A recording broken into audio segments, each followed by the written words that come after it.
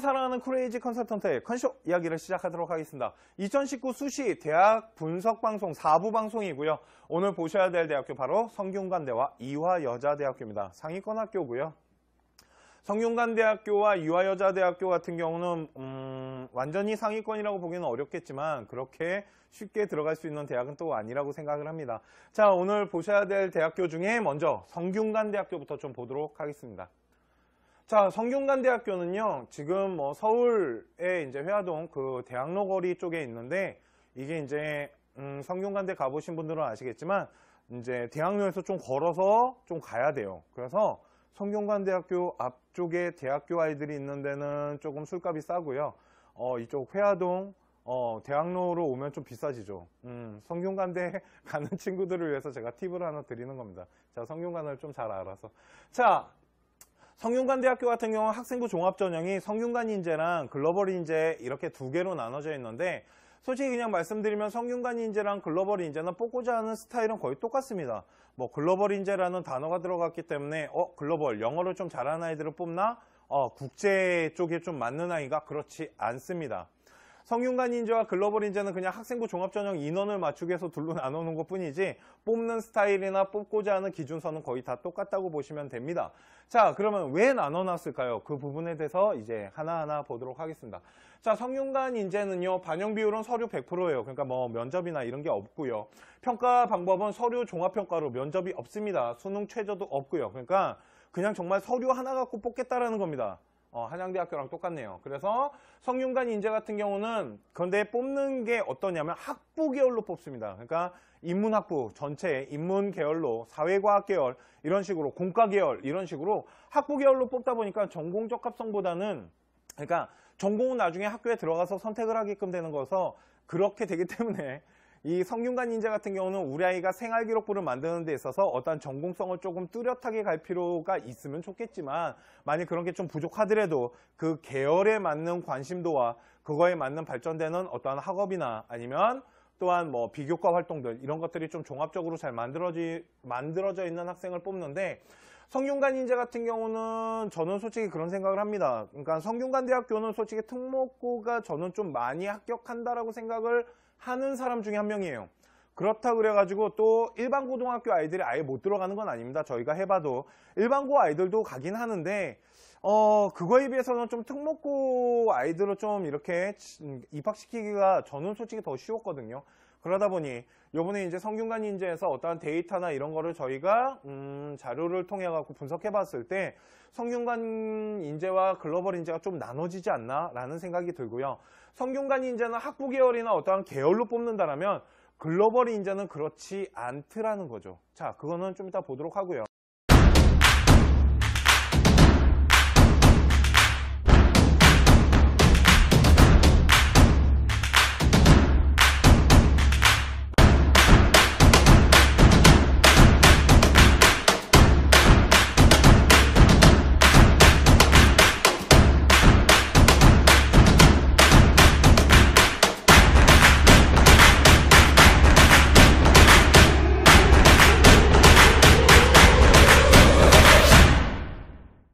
자, 성균관인재까지 봤고요. 그러면 이제는 글로벌인재를 한번 보도록 하겠습니다. 자, 글로벌인재, 글로벌자 들어갔다고 영어 잘하는 아이 뽑는 거 아닙니다. 다시 말씀드리지만 글로벌인재 같은 경우는 성균관인재와 학과를 뽑는 스타일이 좀 틀립니다. 성균관인재가 이렇게 학부나 어떠한 계열 전체를 뽑는다라고 이제 본다라면 글로벌인재 같은 경우는 좀 인기 있는 학과들인 겁니다.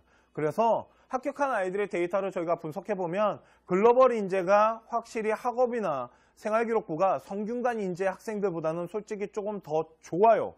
걷다가 글로벌인재와 관련된 학과들은 전공예약 빼고요. 좀 이따 말씀드리겠지만 전공예약 빼고 글로벌인재로 들어가는 뭐 글로벌 경영이나 글로벌자 들어가는 그런 학과들은 생각보다 학업에 대한 성적이나 비교과가 조금 좋다라고 보시면 됩니다. 그래서 만일 우리 아이가 학과 점수가 조금 딸린다라면 글로벌인재보다는 성균관인재가 훨씬 좋다라고 보시면 돼요. 자, 글로벌인재도요 똑같습니다. 성균관인재처럼 서류 100%고요. 서류를 종합평가하고요. 수능 최저와 면접이 없습니다. 그렇기 때문에 생활기록부가 그만큼 잘 만들어져 있는 학생들이 들어오게 되고 제출 서류는 성균관인재랑 똑같네요. 생활기록부 자기소개서, 추천서 또한 추천서 중요하겠네요. 그죠? 성균관대학교 같은 경우는 추천서를 받게 되는데 제가 이제 방송에서 그런 얘기를 합니다. 추천서는 누가 써야 될까요? 보통 고등학교 3학년 아이들이 추천서를 쓰다 보니까 고3 담임한테 맡기는 경우가 많은데 고3 담임보다도 제가 생각했을 때는 우리 아이를 좀 잘 알고 우리 아이를 좀 심층적으로 분석해주고 우리 아이의 장점 같은 거를 좀 잘 파악해줄 수 있는 그런 선생님한테 맡기는 게 좋습니다. 꼭 고3 담임이 쓸 필요 없다라는 점. 그래서 저희 컨쇼 같은 경우는 동아리 선생님이 만일 뭐 이런 어문계열 선생님이라면 좀 많이 부탁하는 경우가 있다라는 부분에 팁을 하나 드리도록 할게요. 자, 그러면 글로벌 인재는요. 선발 방식이 그런데 글로벌 인재 안에 면접이 있는 학과들이 좀 있습니다. 자, 이제 웬만해서는 전 모집 단위에 의회, 교육학, 한문 교육, 수학 교육, 컴퓨터 교육, 그러니까 교육자 들어가는 이 사범대 애들과 영상학과와 그리고 스포츠과학학과 이 학생들 같은 경우는 서류를 통해 갖고 2단계를 넘어가게 되고 2단계에서는 면접이 실시된다라는 겁니다.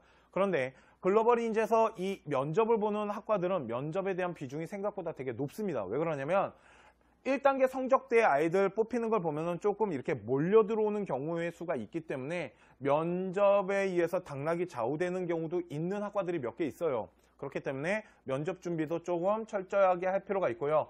면접 방식은 서류 신뢰도에 뭐 인성평가를 한다는데 거의 서류 신뢰도라고 보시면 됩니다. 그래서 뭐 왜 그러냐면 글로벌 인재랑 성균관 인재 같은 경우는 이 뭐 의회나 교육이나 이런 교육이라는 거는 솔직히 인성평가가 중요합니다.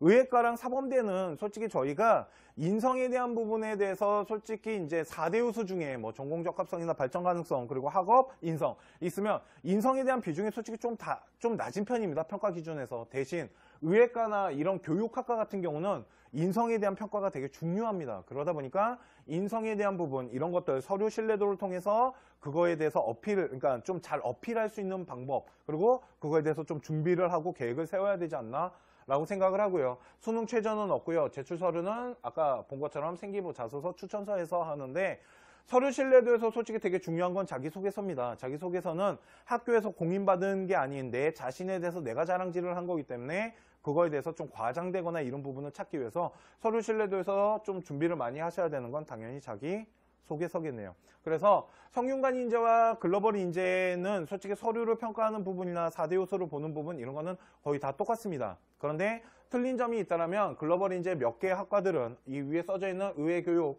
이쪽 학과들 스포츠과학이나 영상학과 이쪽 아이들은 면접을 본다라는 게 성균관 인재랑 좀 틀리네요.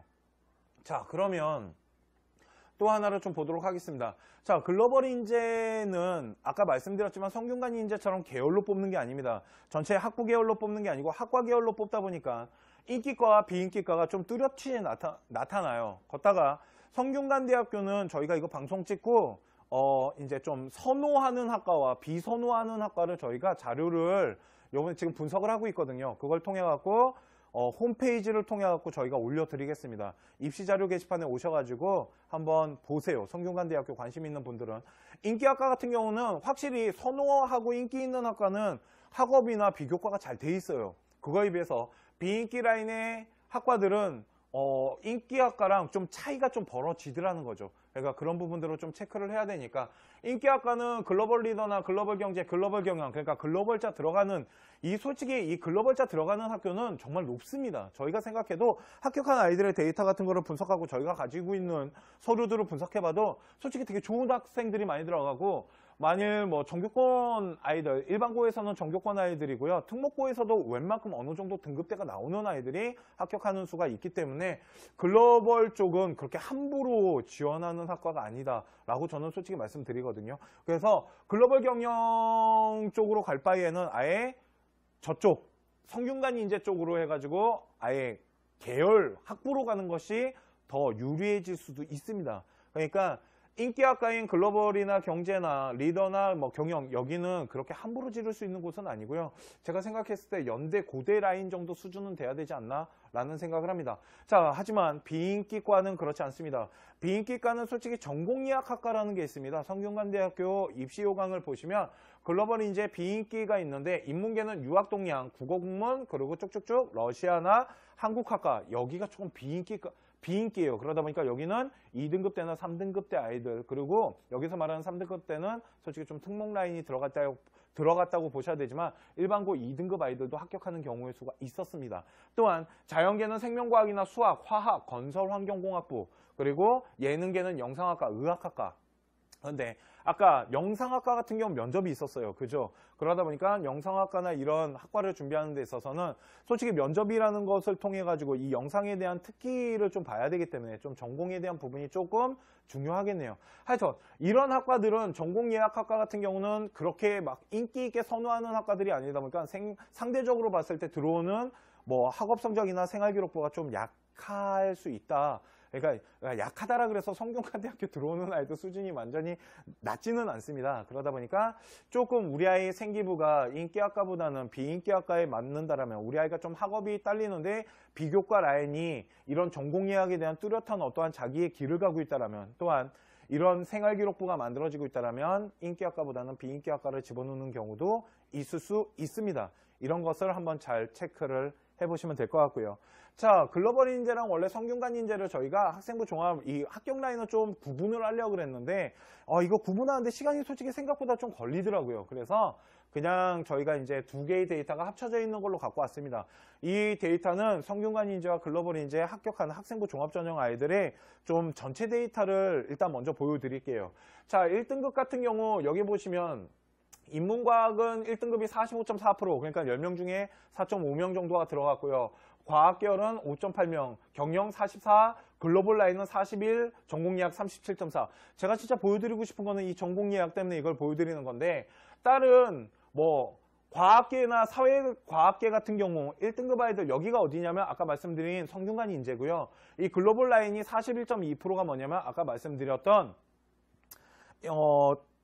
글로벌 인재 라인입니다. 그러면 요 1등급만 갖고 그냥 잠깐 분석을 해볼게요. 문과 갖고 하겠습니다.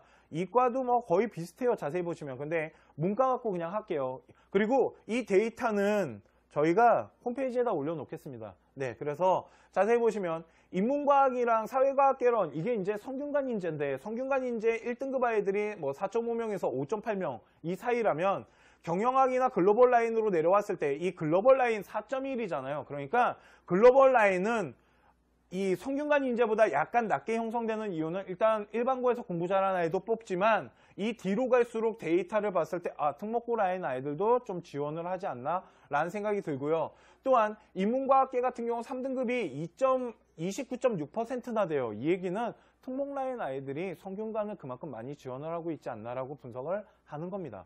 자, 그런데 제가 아까 말씀드렸죠. 진짜 보여드리고 싶은 건 이 전공 예약이라고. 아까 제가 말씀드렸습니다. 선호학과, 비선호학과가 있는데 성균관대학 같은 경우는 전공 예약이 1등급이 37.4%고요. 2등급이 22.6%, 3등급이 22.2%예요. 이거 보시면 아시겠지만 1등급, 2등급, 3등급이 되게 골고루 분포대가 퍼져나가기 시작합니다.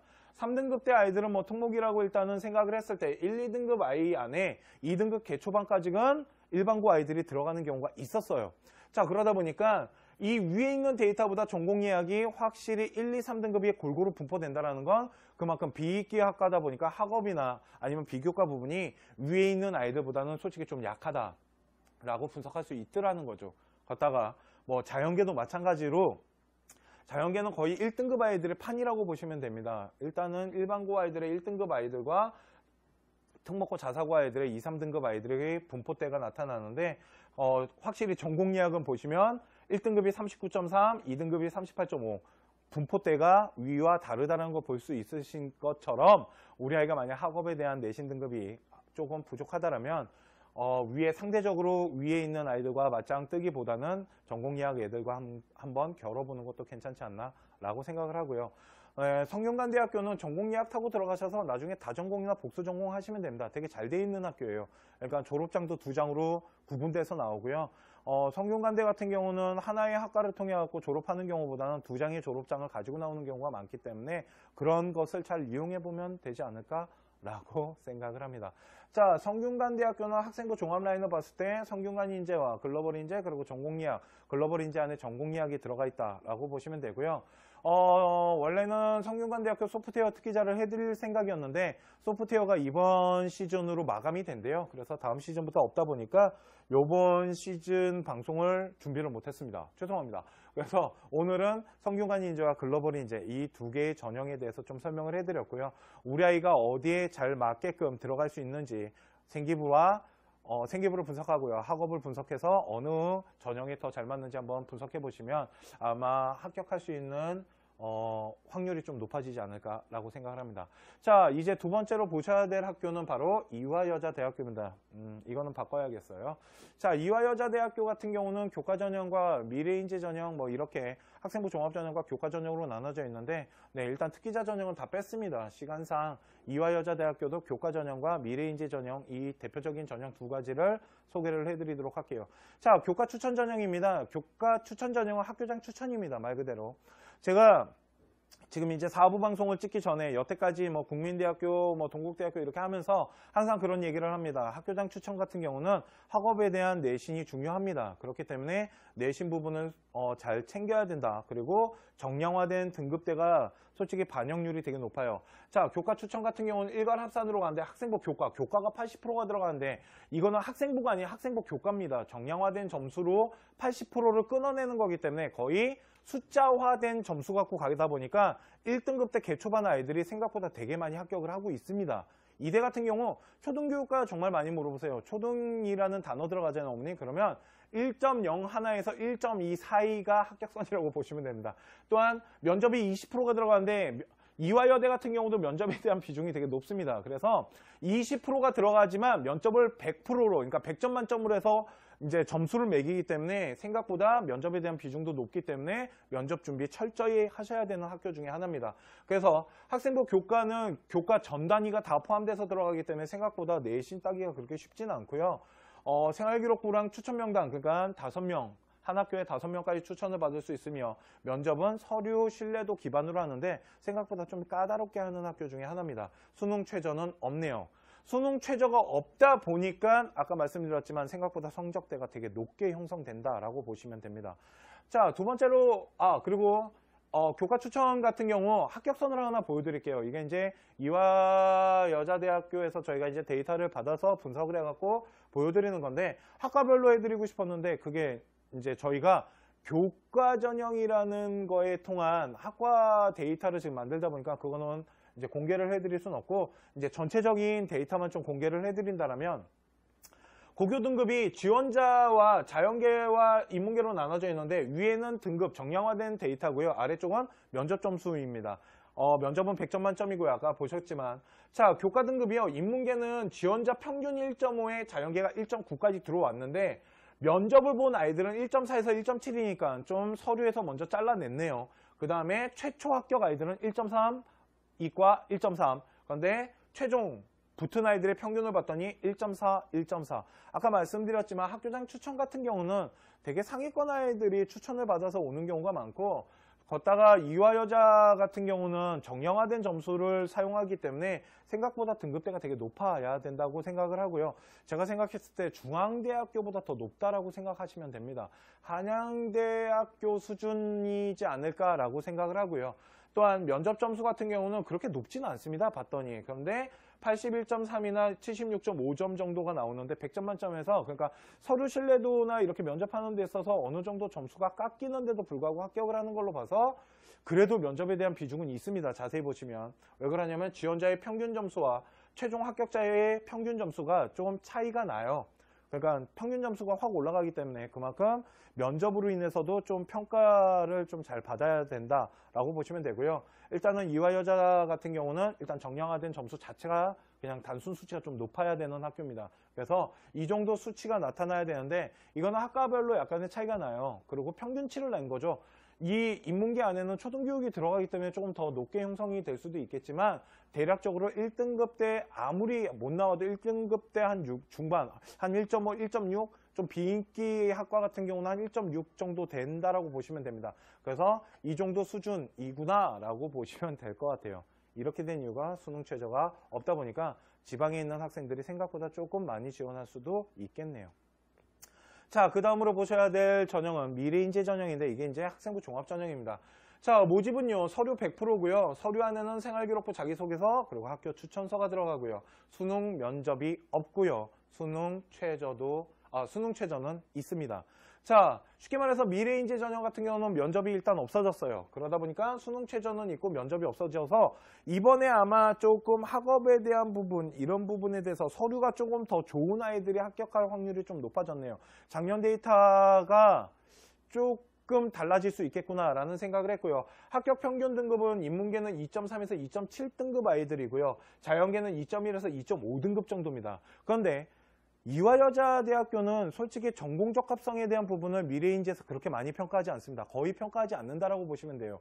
그러다 보니까 이대 같은 경우는 학생부를 바라볼 때 어떠한 발전성이나 이런 학업에 대한 비중을 되게 많이 봐요.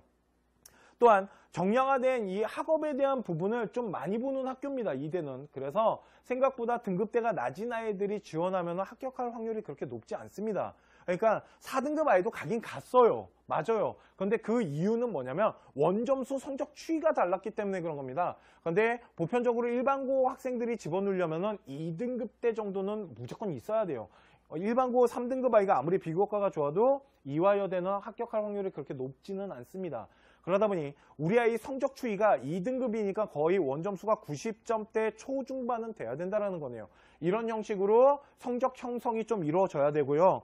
또한 이화여자 같은 경우는 이화여자대학교 같은 경우는 전공적 합성에 대한 그러니까 전공에 대한 우리 아이의 관심도보다는 학생이 자기가 가지고 있는 어떠한 관심도나 근데 그게 전공과 관련될 수도 있겠네요. 그죠? 아, 네가 학교에 관심을 갖고 있는 게 이거였어. 아, 근데 그게 전공과 관련됐네. 이렇게 보지. 너 전공을 그렇게 안 찾았니? 하진 않는다라는 거예요. 그러다 보니까 꼭 전공이 아니더라도 우리 아이가 어떤 활동을 하는 데 있어서 그 활동에 대한 1학년, 2학년, 3학년의 스토리가 좀 발전돼 가고 우리 아이가 주체적이고 능동적으로 그것을 발전해 나가는 모습, 이런 모습들이 중요하다라는 거죠.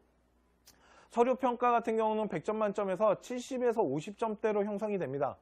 그러니까 생각보다 서류평가에서 비교과 부분이 그렇게 막 화려하다라고 볼 수는 없겠지만 대신 합격 평균 등급 이 정량화된 점수를 봤을 때는 생각보다 학업에 대한 부분을 우선적으로 좀 보지 않나라고 분석할 수 있겠네요. 그러니까 이대는 솔직히 저는 그런 얘기 많이 합니다. 전공적 합성 그렇게 중요하지 않고요. 학업 성적 일단 먼저 기본적으로 받쳐줘야 되고 그 후에 생활기록부 안에 우리 아이가 무엇인가를 계속 관심을 갖고 만들어가는 모습 아니면 한 학년이더라도 그 학년 안에서 무엇인가를 우리 아이가 배웠을 때 그거를 더 발전시켜 나가는 모습 이런 모습들이 좀 중요하다라고 보시면 됩니다. 지금 말씀드린 게 이화여대 미래인재 전형 학생부 종합에 대한 그러니까 분석을 해드린 겁니다.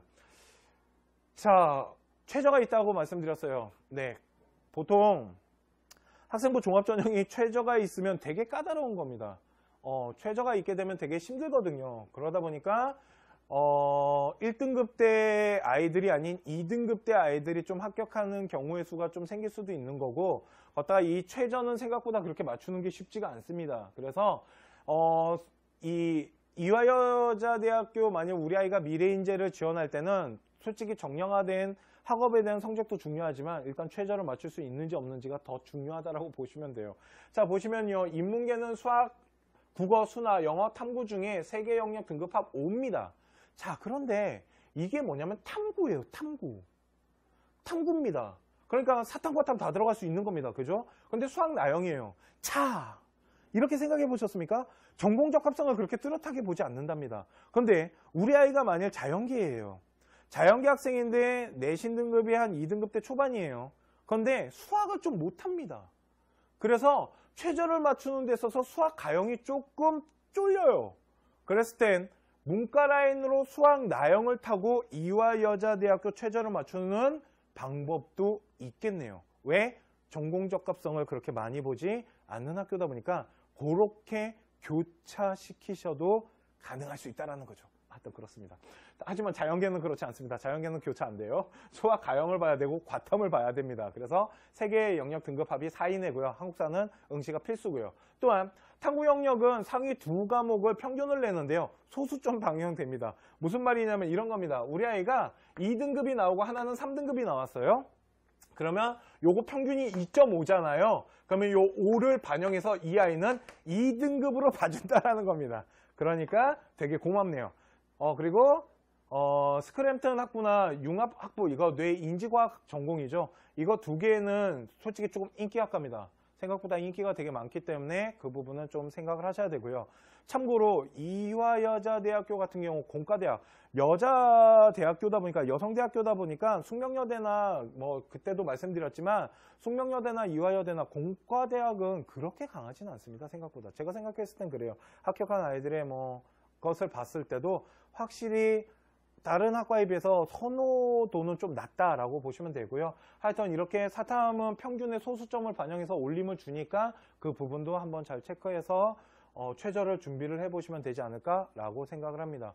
자, 지금까지 보셨던 게 바로 이화여자대학교 미래의 인재전형이고요. 자, 지금까지 성균관대학교와 이화여자대학교에 대한 이제 대표적인 학생부 종합과 교과전형 이 부분에 대해서 말씀을 드렸습니다. 자, 성균관대학교는 저희가 성균관 인재와 그리고 글로벌 인재에 대한 차이와 그리고 이제 뽑혀나가는 학생의 수준, 그리고 어떤 부분을 좀 중점적으로 보는지, 그리고 이대 같은 경우도 학교장 추천과 미래인재 전형에 대한 차이점에 대해서 좀 설명을 해드렸고요. 합격한 아이들의 데이터를 좀 보편적 데이터를 이제 좀 제공을 해드렸습니다. 자, 저희가 보편적 데이터를 제공해드리는 이유는 제가 그런 얘기를 많이 합니다. 학생부 종합전형 같은 경우는 솔직히 합격한 아이들의 데이터의 등급이 별로 중요하진 않습니다. 그런데 오늘 성균관대학교를 보여드린 이유는 뭐 1등급, 2등급, 3등급, 4등급 애들 막 합격하는 때가 골고루 분포가 됩니다. 그런데 전공 예약에 대한 부분을 좀 소개를 해드리려고 그냥 말씀으로, 그러니까 말로 했더니 믿질 않으셔서 데이터를 드리면 이런 거고요. 이화여자대학교 같은 경우 저희가 데이터를 보여드린 이유는 정형화된 점수를 좀 중점적으로 본다라는 이 부분을 설명해드리기 위해서 보여드린 거지, 자, 2등급이 되면은 이 학교를 합격합니다라고 말씀드린 건 아닙니다.